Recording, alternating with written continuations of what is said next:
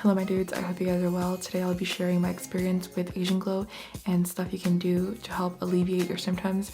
I'll be talking about stuff that you can take orally, things that you can apply topically onto your skin. I've also included some timestamps down below, so please jump around to whatever resonates with you. If you decide to take something out of this video, please do your own research beforehand. This is purely anecdotal and from my experience. Okay, so a lot of people that have Asian Glow resort to taking Pepcid or Zantac to help with the redness. During my high school year, I abused the crap out of Zantac, and it's actually scary because they banned it in Canada. So if you do use these medications, make sure you use them occasionally, don't abuse them. I found that it's best to take Pepcid like 30 minutes before I start drinking. I found that it's more effective if you give yourself and your body more time to let the product absorb and do what it needs to do for you to not have Asian Glow.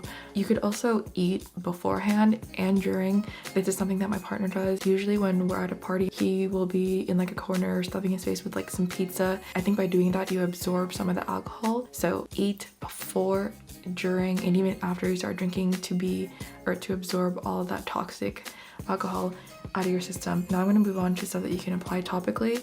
This product by NIOD, I've recently discovered it through Gothamista here on YouTube. I find that this does a great job of alleviating my redness. This product is targeted for people who have sensitive skin, who have like compromised skin barrier. If you have redness prone skin, I recommend doing your own research and potentially looking into buying this from NIOD. It's a product that you have to use long term and over time in order to reap its benefits. I find that this does a really good job of soothing the dryness and just making my skin like nice and supple. So definitely look into this one. Some things you can do is to know your triggers. Personally for me, I get flares when I am too hot or when I eat spicy foods. So if I'm going out, I avoid spicy foods, and I also wear layers like I am now. Later when I get hotter in the restaurant, I have like the option of like opening the sky. And then if I really like get shit-faced and get really hot, I can also like take this baby off and then maybe like fan my armpits a little bit. Yeah, but you just want to make sure that your body is nice and cool and ventilated so that it doesn't start like vasodilating, or is it vasoconstriction? That's pretty much it for the tips that I have for people who don't wear makeup. Next, I'll be showing my full coverage foundation routine. Personally, I find that having Asian Glow, like I find that it eats up my makeup, like the heat from my skin. I don't know if the correct term is oxidized, but I just find that like my makeup disintegrates every time. So I have to put like 2 or 3, sometimes even 4 layers of it on for it to stay the whole night. This makeup is not cloth mask friendly. If you go out a lot and want to splurge, I recommend researching, I think like the KN94 or also like the KF94 or the KN95 masks. They have minimal makeup transfer. Like there's a little bit of makeup transfer, but it's nothing compared to if you use the cloth mask, because if you just use the cloth mask, then it's pretty much game over and all your effort into like putting makeup on is pretty much wasted because it will like disintegrate any makeup that you have on. Okay, so my skin has been marinating in some moisturizer and some serum that I put on earlier. I'm gonna go ahead and go in with some primer to help fill in my pores a little bit. Saw a girl on TikTok patted it in her skin, and apparently it's supposed to like work better like that. So that is what we were going to be doing. All right, so I'm gonna go ahead and let that sink in.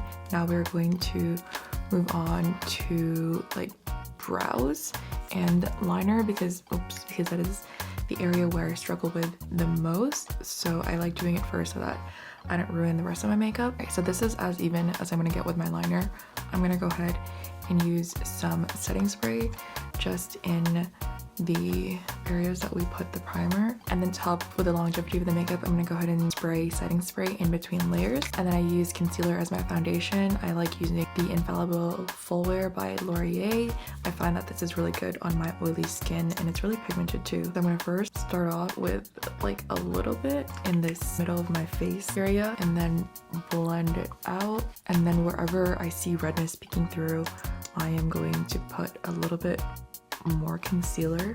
And then I'm going to be taking a smaller like detail brush, and I'm going to be lightly tapping the areas that we put concealer. And I also like to get in this like nose crevice thing because I don't know why, but that area tends to show redness. Okay, so I'm gonna go ahead and make sure that everything is nice and even. So I'm gonna go ahead and I have a towel here and I'm just wiping off whatever's left on this makeup brush, and we are just going to tap. In a way, I'm kind of like blotting off any excess residual product in hopes to like blend everything and make it look a little bit more seamless. And then whatever again is left on the brush, I'm going to spread it down all the way to my neck, because Asian Glow affects not just my face but also like the rest of my body. Sometimes it spreads all the way down as far as to like my stomach and my arms, so it's not fun. And then I'm gonna go back in and spray our face. And I'm gonna go ahead and apply a little bit more concealer on those problem spots, but I'm gonna apply the concealer on the back of my hand. And this part takes the longest, but if you don't have active acne on your face, you can go ahead and skip this step. So now that our face is looking very flat, I'm gonna go ahead and take like a lighter concealer and highlight like the high point. Oh shit, that's too much. And highlight the high points of the face and then blend that baby out. I'm just gonna be applying it on my cheekbones. I don't know if you guys can see that, but it added like an extra like oomph.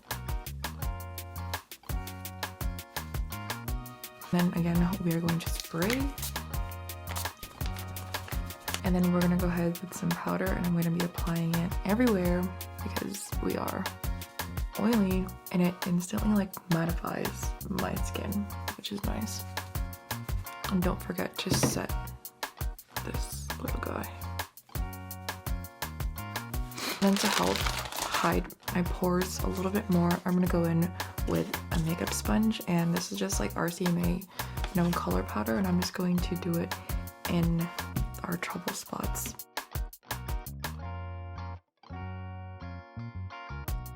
So we are gonna let this sit and absorb and soak up all the oil. So we're gonna go in with some contour, and I first do it like on my chin. I was gonna say cheek, but chin, and then the sides of our, yeah, basically just like around the perimeter of our face.